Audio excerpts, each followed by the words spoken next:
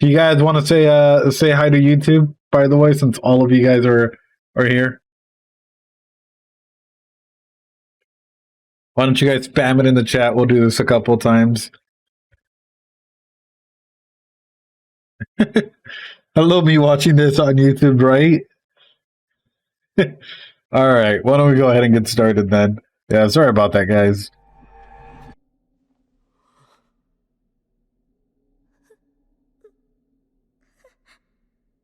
Daily motion? What? Also, this.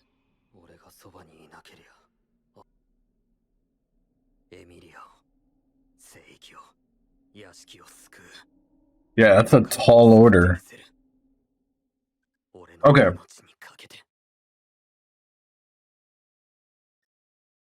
It feels as though, and I'm glad that he's finally has his goals. Hello, TikTok.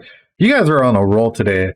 Hello, Vine. Why not? But like, it feels as though, compared to like at least season 1, he's entering desperation mode, and like what I'm getting off of it, and I kept saying this. It's like, I don't know how to put it. Oh, well, thanks for the follow, man. One of the biggest things is like, are you going to follow through with something like literally just to keep dying and coming back without the repercussion or without the sense of valuing your life? Or like, I don't know how to put it. Like, where do you stand on this whole like metaphysics, right? Which is like, even if it costs me my life, I'll save you, which sure, but like you also have to rely on friends. I think for him to actually be successful in this, one of the biggest things he has to do is like, you have Otto, which is an amazing human being. Like, talk to him, talk to Ram. What are Ram's goals? Does she have anything to contribute to this? Don't leave a letter for Emilia, but actually talk to her, I hope that makes sense. I hope I'm not like, because we already know Roswell's sort of like the number one villain here. So it's like we just have to be careful on the way that we interact with him and like his goals and the way that he's pushing certain things. We know that in the mansion, if he shows up early, the attackers are going to show up early as well. He has a time limit. Yeah, Otto's such a he's the best boy. Yeah, that's exactly what it feels like. It feels as though he's losing his self-worth, but at the same time, he's losing the meaning of the value of life, if that makes sense. Like with like every run to, the more desperate he is, the like worse it's going to be. Yeah, I'm the only one that needs to know how, but at the same time, like, even if you put that into perspective, that's also very, very limiting. Like, I don't know how else to put it. Like, it's as though he's trying to take on the burdens of 1,000 people, and yet this is not one of those situations where he can take on everything himself, because there's a bunch of moving parts, So, I hope that makes sense. Let's just keep going then.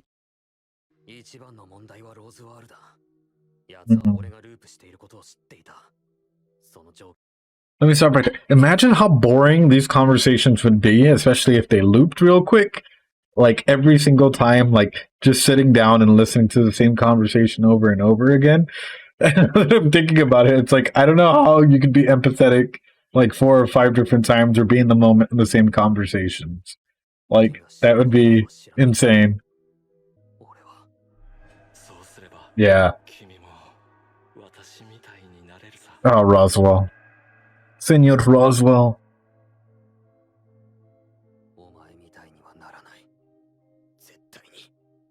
Roswell's always sus. Oh no. Oh no, what are you doing? What, don't offer. No. What are you doing? No. Literally the worst thing you can do. I get you're desperate, man, but... Oh! Oh no.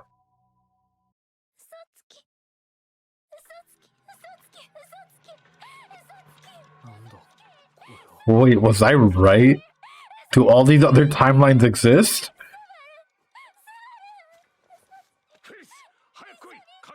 Oh no. Oh shit.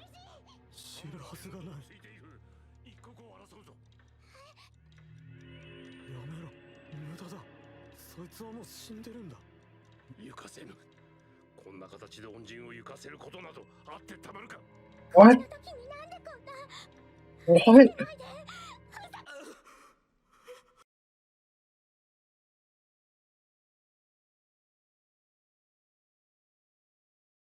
Can't make this boy any more traumatized?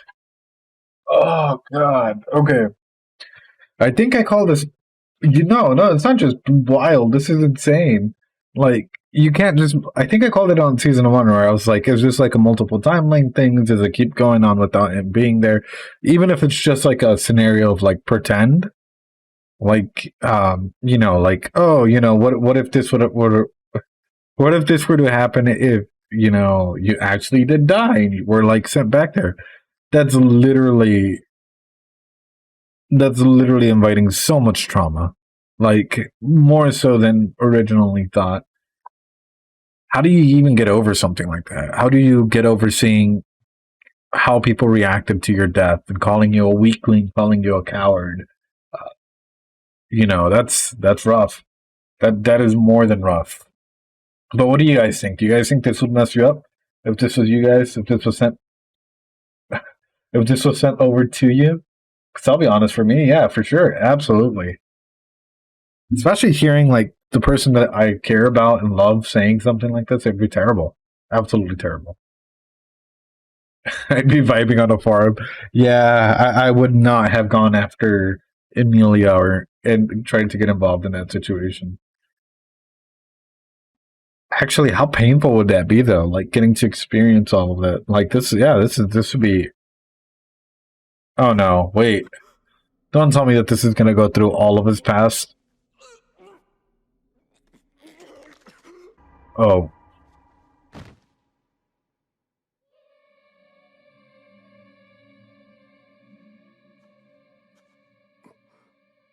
oh no, Emilia! No, stay away!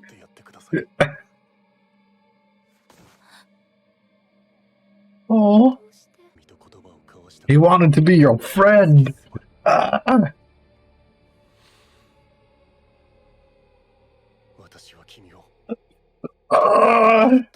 ah, my heart. No. Yeah, this is tough. This guy's doing a Doctor Strange. Like, stop it now. I'm gonna stop. You want to say something, Creep? I'll stop it for you before you continue, because this is tough. This is more than tough, just seeing it go all down.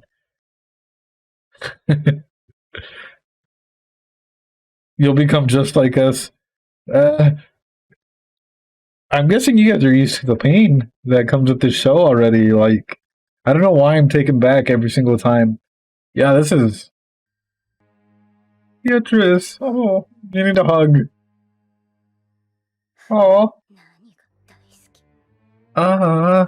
Yeah, no, I'm not gonna become like you guys. Wait, don't tell me. Oof. No way.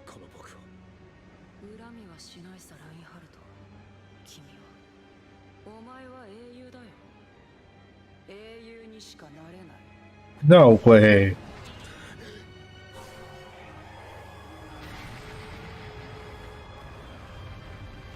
Oh. Oh. Wait, he can take care of Puck, but he couldn't take care of Stabby McStabstab? What? What? What do you gotta do to kill Stabby McStabstab? True, but like you'd think someone as powerful that could take out Puck. Oof. Oof. Just saying, oof. And oh no.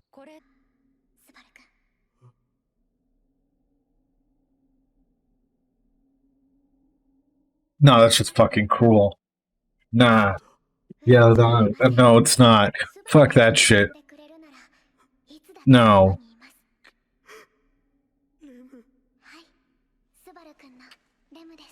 No, absolutely not. Echidna, you're horrible.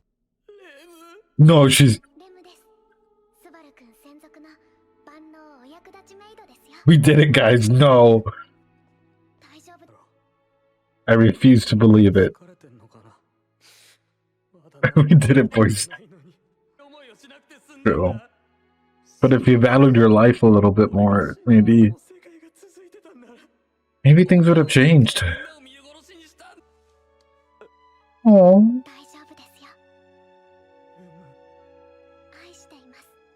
Oh.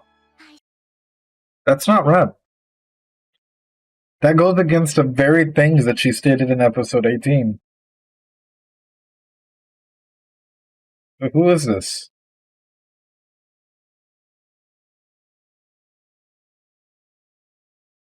Quite.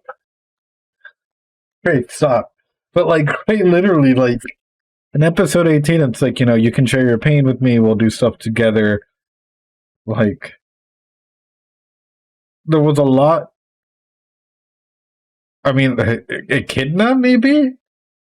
But that's my whole point, is like, throughout the entirety of like episode 18, I was always like, you know, I want you to go forward. Like, even in your pain, like, we'll be there together. It was always a sentiment of we, and now it's a sentiment of like I or me. And that's a very different take on like the perspective of stuff she used in episode 18. And that's a little freaky because it's like playing into his insecurities and trying to get him to just like give in. That's sort of where I'm like, this is setting off so many red flags.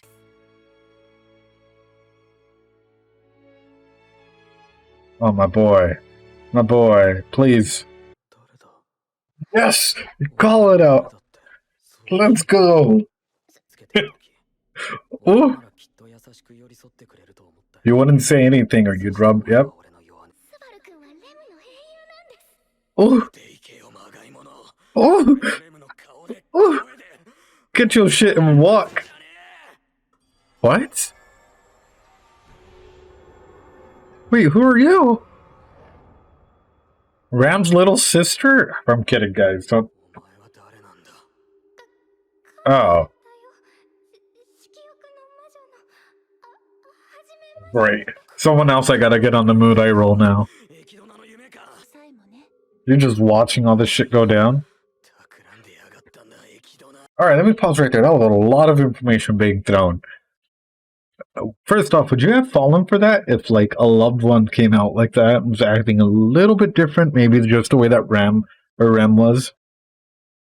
You know, would you guys have fallen for that? I'll be honest, like, if it wasn't for the fact that, like, I guess I can pick up on certain, like, observations of people, like, I guess a normal brain me would have probably have fallen for that.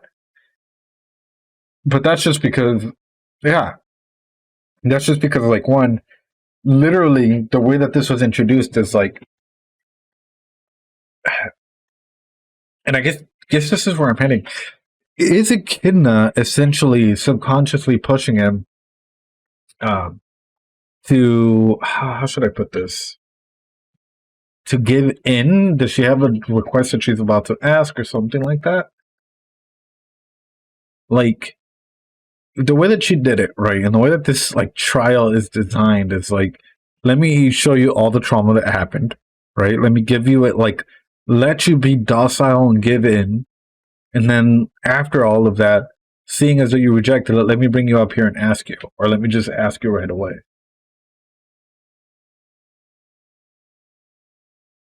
Yeah, so like that's what I'm saying. Like, it's a tough thing to say, and I think a lot of people would break. If I'm being completely honest with you, I think a lot of people, normal people with a normal psyche or whatever, that haven't been through a lot, haven't been through like strengthening exercises and whatnot, would probably break. Like, let's be realistic. Even a bad breakup, you know, and then like having that person come back and like, you know, that's already trauma, a bad breakup. Person comes back and tries to get into your life like a really toxic ex, can cause a lot of like pain and resentment and whatnot. Then having someone you really care about show up randomly like this, I don't know. I think a lot of people would would fall into that. So yeah, that's sort of where I'm aiming at. It's like that's sort of where I'm seeing it. It's like it reminds me a little bit of like giving up control, or not. Is it the Stanley or is it the Milgram experiment? Forget which one. Where essentially people in power, you're more likely to give your free will, your ability making decisions to people in power because they have more knowledge and like they seem like authority figures because of that. So I wonder if this is yeah. So it's the Milgram experiment. Sorry, I'm just years ago that like I paid attention to that. So yeah, so essentially this is sort of where I'm heading at. Is like it seems as though Echidna is in a way doing this as a Milgram test for Subaru, if that makes sense, right? You weaken someone so much to a position of power where all of a sudden, like, you give your responsibilities onto them. And I wonder if this is where it's heading, where if, like, if she offers him a deal where it's like, hey, you know what? I'll be your number one. I'll come in. I'll save you. I'll do this. I'll do that. Then we clearly know that this is sort of the direction that, like, she wants to go ahead and take. And that's a little scary. That's terrifying, actually. Because that means that, like, she literally backed up. Yeah, exactly. Make someone feel as though you need them, make them give up control over periods of time by showing them trauma, by making yourself as though like this inevitable force, which the trials can seem that way, especially after looping 1,000 times, showing them trauma, keeping them subdued and oppressed, and then being like, I'm your only way out of here. This is the only solution you have. So yeah, that's a lot to take in. So let's continue.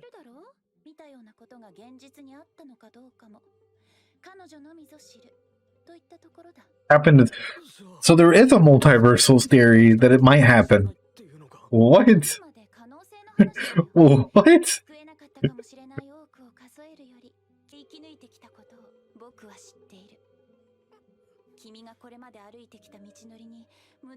This is why you're scary. Yet you are still powerless. Okay. What she's doing right now in therapy is, very. It's just a theory, yeah. But what she's saying right now, in a therapeutic sense, it's sort of what a bad therapist would do. Um, Instead of focusing, because like she's focusing on the strengths, but in the wrong sense of it, right? Because it's like she's always layered with something else underneath.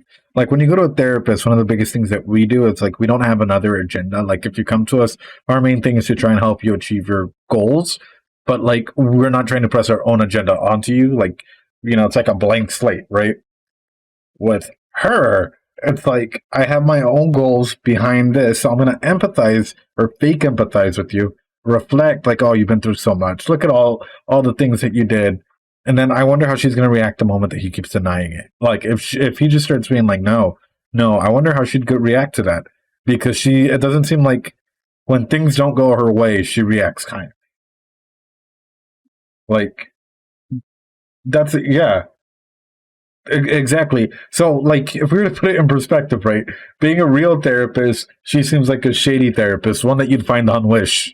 Like, not the Echidna, the Wish therapist, not the greatest therapist that you would have out there. But yeah. Anyway,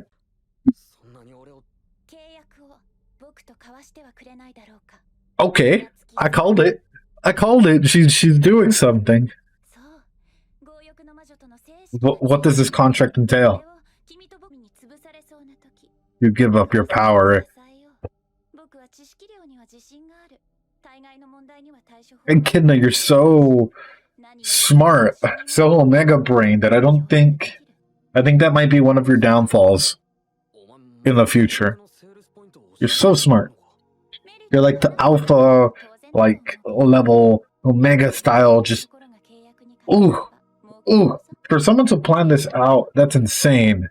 That's insane. I accept. I wouldn't. No.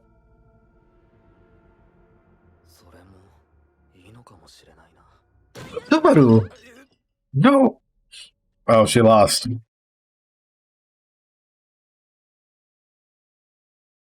At that moment, she fucked up.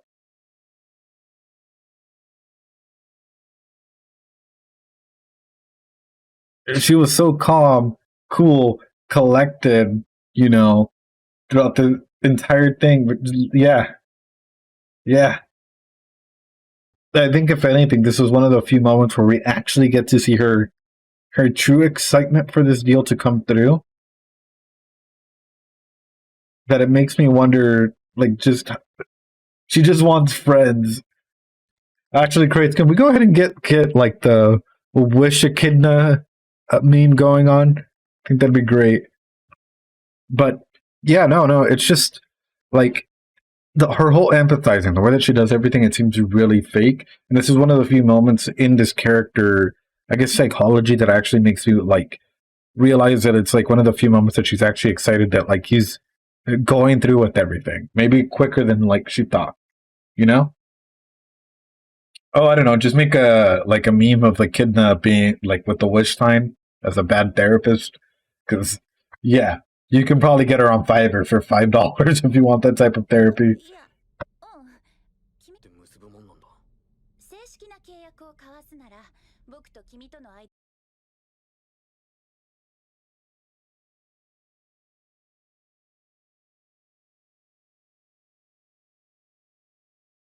I just pushed everything back. Wait a minute. Your voice came out with Puck, so you more than likely formed a contract with Puck. Bayako has all these designs, butterfly designs. And of course, Roswell knows about you in some way, shape, or form. Why would you want to enter in a contract with a shady ass person? What?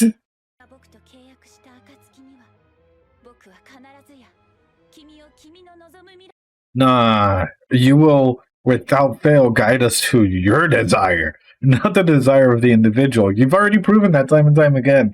I don't know, like, by designing this child, in essence, you have proven that your self greed or your virtue of trying to get out and find, I guess, a suitable host, if that like makes sense, outweighs everything else. So I wonder if there was ever an opportunity where it was like Regulus versus Echidna, what that would look like. So, yeah. Oh, okay. Woof. Everyone's here. Hi. Ooh. It's the biggest Marvel crossover ever.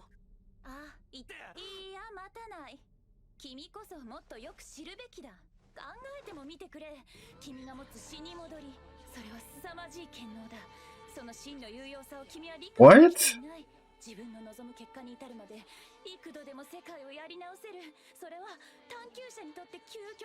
I mean, it is the embodiment of greed for you, but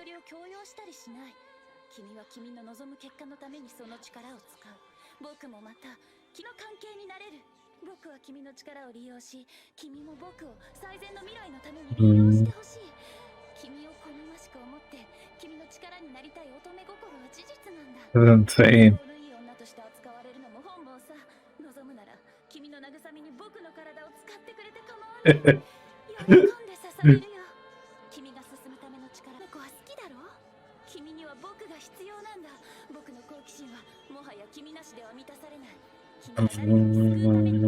Yeah.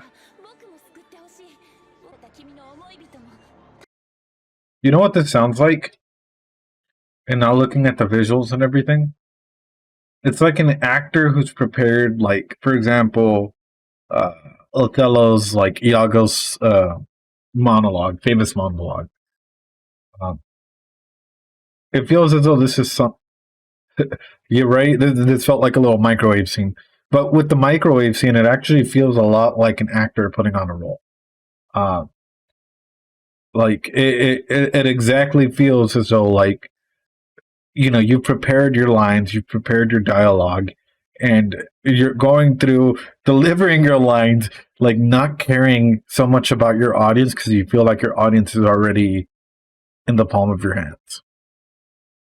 I don't know if that makes sense, but like, yeah, like it's the way that they're laying this on, it's like like the like you. It's a very like I guess theatrical thing and also psychological thing if we're going about anything. Like when it's like a person trying to manipulate a situation when a person already has you, and especially individuals with a little bit of narcissism or some form of trauma in their past, like they'll flip their narrative accordingly to best fit their things, to best fit their like views, their desires, their um, everything, in order to get you to fall for whatever they want, right? So one moment they may be extremely happy with you, and like they'll be talking about it in a perspective of like us, right? But the moment it goes wrong, that us turns into you did this wrong. Everything was you, your plan, and it was like what happened to us. No longer us; it was just you. This is the exact same feeling that I get from Echidna all the time. And the way that it's animated, it's like, you know, they had this long ass speech prepared for it. Oh no. Oh. Oh no. You're scary. And none of the other witches say anything throughout this entire monologue. Let's go. Let's see if you'd ask what I'd ask. Let's go.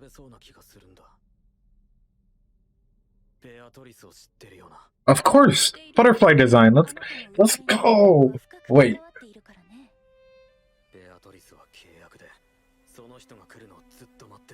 What?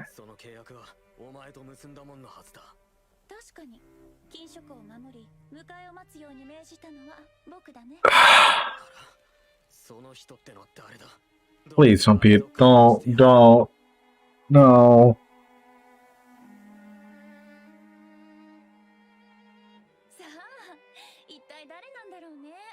You said that no, you son of a.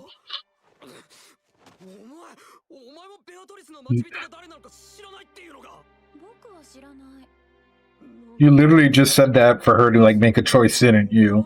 Not knowing that she was like stuck to the law of your contract. Oh my, that's a f***ed up thing.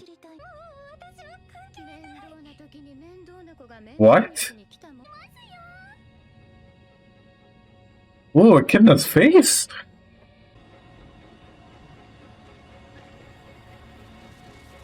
Oh, that outfit though.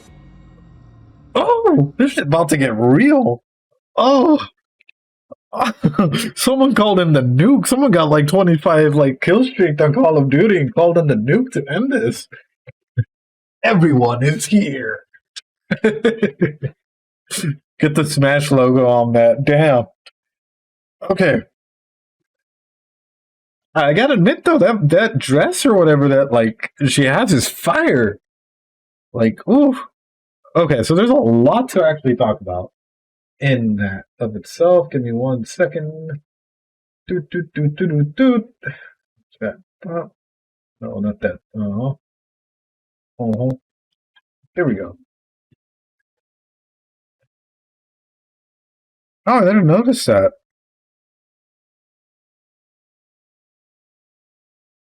But she kind of thick. No, but I will say, like, the way Echidna is approaching this is very, what do I put it? Calculated. There we go. That's a good word. She's very calculated in the way that she's approaching this, and the way that she's trying to go ahead and manipulate a situation like that. So, would you guys have given in to that contract? Like, first off, before and after hearing what she's done to Beako? That's sort of where I want to lean to on this. Like, at any point would you guys have said yes, I'll accept? Because it's a tough decision, to be honest with you, especially after being shown trauma and all of that. Like, it was tempting, yeah, but it's sort of like being forced. Like, I don't know how to put it. Like, Subaru really had to like look in deep for that to find the answer. But it's like, what good can come out of it? I feel like she would have you die 1,000 times just to get that uh, satisfaction of seeing how every outcome might come. You know, like oh, okay, this happens. It's like because her like taste for knowledge would probably be satisfied that way. I'm not sure if that makes sense. There's an if story about it. Oh, there is. Oh, okay. Out of all the witches there, who do you guys prefer? All death scenes before, and yeah, Echidna is like 100% completionist. Aside from Tala,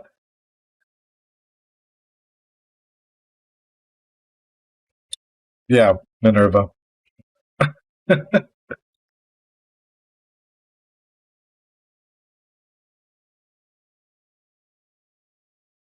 Oh no way. So I know, like, there's a if Subaru ran away with Rem. There's the if he turned evil, right? Because that's one that people always spam in the comments. Um, so then there's an if he like actually made a contract with Echidna. Greed if. It does have spoilers for Arc 5. Oh, okay. Oops. There's several ones where he turns evil. You know, I wouldn't doubt it if he turned evil, he'd go to like other countries and like literally like start recruiting people or start like being a mastermind, like being a shady criminal organization or something like that. What's funny is like, and this is, I think I mentioned this before on one of the other streams, and I have a theory about like just humans' nature in this show, right? Which is like all of these different sins put together are what sort of make a human being. Like we all have parts of greed, we all have parts of sloth and whatnot. And I feel as though Subaru as an individual has like in a way his psychology has shifted a little bit, like changed for the better after like his encounter with Betelgeuse. So like something I've wondered is like has there ever been an individual that's had like not a witch or anything like that, but like I guess an archbishop, where they've had like all the sins, if that makes sense. Betelgeuse, however I want to pronounce it at this point. Like I'm not sure if that because this is like for me this is throwing it back to the point of like the original story. So like something I've kept in mind the entire time. It's like the original story of the dragon, the sage, and the hero who sealed up Satala, right? So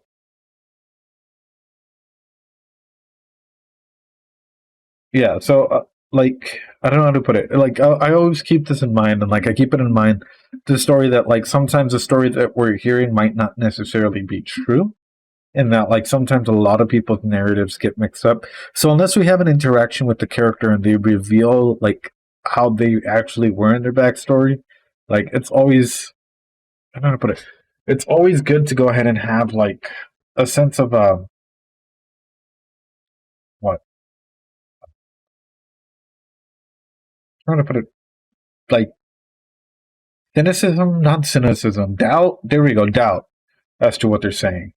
So I just wonder, like, who was Satala fighting against the entire time there that made her the big bad villain? And I'm guessing it's not Echidna, because clearly she was all sealed up in here. So that's like Echidna can be a 5D player, and you can be like, oh, well, clearly she was facing off against like the dragon or whatever the sage. Then this just makes me question it even more. Like, there's always outside players. There's always outside situations happening. Um, it could be a war on two fronts. It could be a combined effort. Uh, I don't know. I'm just interested to see where that goes. Sorry about that. My brain just goes into overload mode where I'm thinking about like different possibilities and how all of this could have started, especially since the author just dropped that bomb in early in terms of the anime. Yeah, I'm sure we don't know the full story, but that's how we theorize. Like my main thing is this: if the archbishops are made, if the archbishops are given power, if someone decided to like the Greek story with like Pandora's box, open up like a lid and unleash evil onto the world, then who was controlling that evil in the first place, and why did they decide to unleash it? And that's sort of where I'm getting at. Like, there's always more at play, and there's always more situations to think. Are the sins inherently evil? No, because they're technically a part like of what makes humans humans.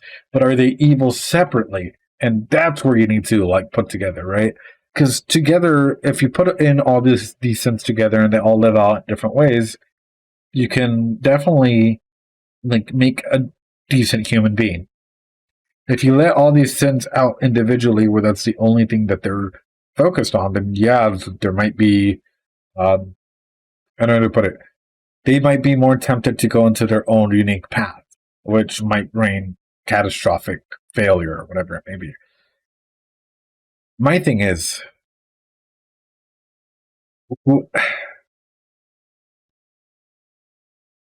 I guess I have twofold questions. Number one, what are the documents of the hero that are available, right, in this world? So, like, putting myself, and the way that I do this, right, is like I'm not only thinking about myself as a therapist, but I'm thinking about, like, if I was transported into this world and I've heard this story, what is something that I would love to go ahead and hear, right? And I guess something that I would love to see is, like, who were these individuals, like, actually? And if they're like, oh, it was millennia ago, did they have any students? Or did they die in battle? Was there anyone that took up after their name? Was there anybody that like, was like clearly studying or was documented? Because it's rare for people to just go into history like this and then just be nameless, if that makes sense. Yeah, and it could be stories of the foundation of this nation, but even as stories of the foundation of this nation, for example, in the United States, I think pretty much everyone knows who George Washington is. Granted, they might like sadly, a lot of Americans that might be like, "Oh, wasn't he the second president or something like that?" But like, it's just like I don't know. It's big thinking time. Like, if I had my like tinfoil hat, I'd put it on because there's a lot to dissect in that. There's a lot to move like that, and also like, for example, if you were to be like, "Oh, that was at the foundation of this nation," there's no way that like they kept records of it. It was the story that was passed down. They generalized it.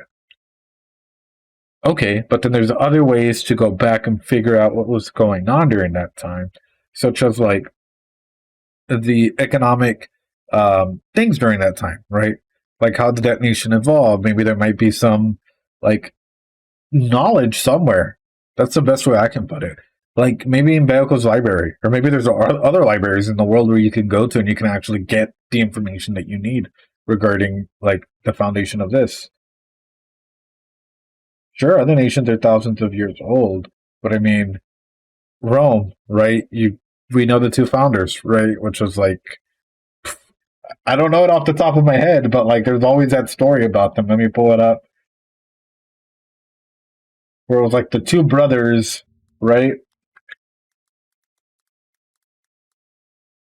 Romulus and Remus. There we go. So that's sort of the point I'm trying to make. Yes, Regulus and Romulus. But that's sort of the point that I'm trying to get. It's like even with like some other societies, like if they were really, really key Regulus, if they're really, really key important figures, even if we don't like know their name exactly, we can always trace sort of their actions. Aside from that one major event. So, for example, financials. What was the economy during that time? Did anything change during the battle? Why, who, what, where, when, and why? Right? It was just big brain thinking time. Anyway, with that being said, I hope you guys enjoyed this. Say bye to YouTube, and then we're going to say hi again for the next episode. But I'm going to take a quick pee break because that was a lot to take in. And I will be right back. So give me like a quick 5 minutes. All right. I'll be back.